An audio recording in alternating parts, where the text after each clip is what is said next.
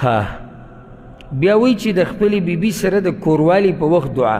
اوس ته دې عنوان ته وګوره، سبحان الله، یعنی شریعت دغه وخت کې موږ ته یو ذکر او دعا ښوولې ده.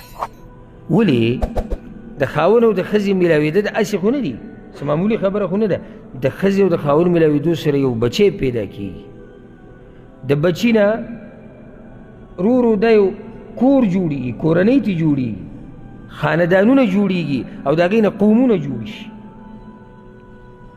او زموږ د پښتنو چې کوم قومونه دي، ته دا قومونه ټول ولټوه، کوم چې مشهور غټ قومونه دي، دا د یو سړي د نوم نه دا قوم جوړ شوی دی. د دې یو سړي نه دا پوره قوم جوړ شوی دی او بیا داسې پسې ځه او دا سلسله به روانې. دا معمولي خبره نه ده. د ښځې او د خاوند میلاوېده دا د خاندانونو خبره ده، مخې ته یو قوم را روان دی. نو ځکه یې دلته یو ذکر ښوولی دی. دا حدیث د عبدالله بن عباس ته امام بخاري امام مسلم راوړی دی.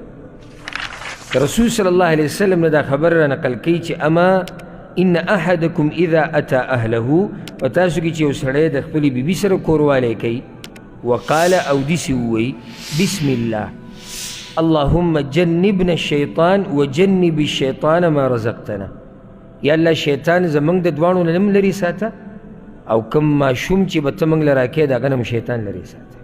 څومره ښایسته دعا ده. یعنې یا الله شیطان زموږ نه هم لرې ساته او کوم بچی چې یا الله ته موږ له راکې شیطان د هغه نه هم لرې ساته. فرزق ولدا لم یضره الشیطان، الله به ورله داسې بچی ورکړي چې شیطان به هغه ته څه نقصان نه رسوي.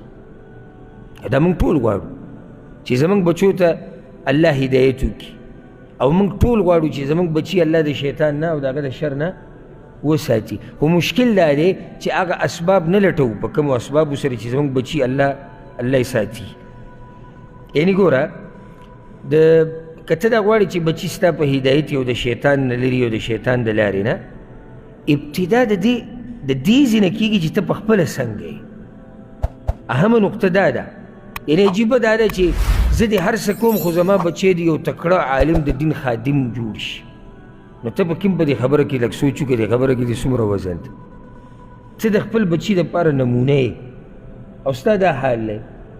زه دا نه یم چې د بېدینه سړي بچی دینداره نه شي کېدی، کېدی شي خو ډېر لږ. غالبا دا بچی همدغه څه کوي څه چې پلار کوي. ښه، بل قدم دې دپاره دا دی چې ته کله واده کوې یو دینداره زنانه ولټې.